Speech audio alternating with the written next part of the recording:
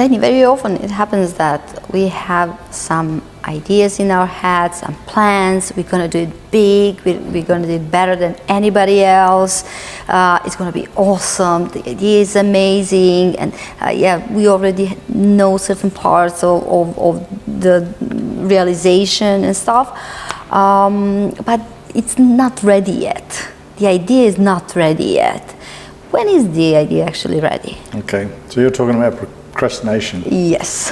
All right. So it's very easy to procrastinate. It's very easy to leave it till tomorrow. It's very easy that I want to make sure everything's ready before I start. I want to make sure I've got all my ducks lined up. I want to make sure that, I don't want to make a mistake. I don't want to fail.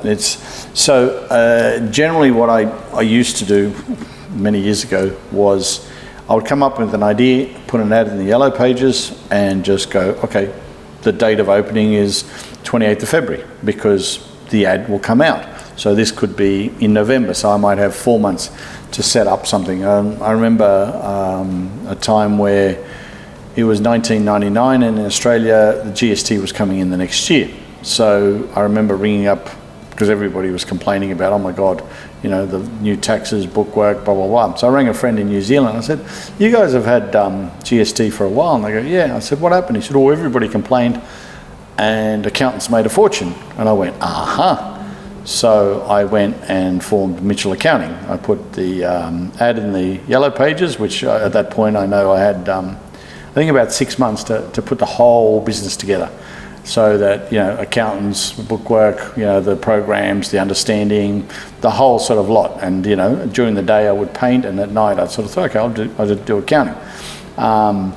Actually, weirdly enough, I spoke to my accountant about it and he said, I'll come across to your company. And I went, great. So, got my senior accountant, this and that and the other. And we had to set up a office that it looked like it had been running for 20 or 30 years. So I do remember a funny story where I got my assistant, Christine, to ring up the tax department to sort of say, well, look, we need some forms and we need to, have some stuff, here so that people could come in and, sort of see, okay, it's a full accounting firm and blah, blah, blah. And I bought books at garage sales and, all sorts of stuff and made the whole thing look like a, because it was quite a large office, there was 2 or 3 offices and the reception area and all that. And so the tax department didn't actually send anything. So I said to Christine to get back on the phone and, constantly ring and ring and ring. And then we had this extremely large truck turn up one day and they said, we've got a delivery for Mitchell Accounting and we have pallets and pallets and pallets and pallets of paperwork. So I had every single form that the tax department ever brought out. If you had a business with worm farming, I had the leaflet for worm farming. Okay, so anyway, that was a bit of a funny story. Yes, so anyway, people walked in and it looked like they'd been running for 20 years. So procrastination is dangerous. Nowadays what I do is if I think of an idea, I'll get a basic website done, I'll start the business and then I'll continue, and as the business grows I'll fill everything in. So it is a different way of doing it. It is a different way of doing it where you basically commit yourself to do it, and then you've just got to find how to do it. People used to ring me because I just answered the phone with, hello, can I help you? Somebody 30 odd years ago rang and said, I heard you guys do demolition. And I went, he's got the wrong phone number, but okay, what do you need doing? He said, I've got an office block, internal, the whole floor has to come out. And I went, okay, I can do that. So my character is basically, yes, let's do it. I can understand people where they want to make sure that everything's perfect, everything's right, everything's in the right spot, but you'll end up spending years and years and years, and that idea will die very quickly. You might have, from anywhere from an hour to say 6 months for that idea. If that's not done in that time, you're already onto the next idea or the next idea, the next idea. So that's where it becomes challenging. That's where, go back to your goals. If you've got 15, 20 really great goals, they'll push you to do that. If you don't have the goals, then they won't push you. So we are coming back to motivation and just having strong goals.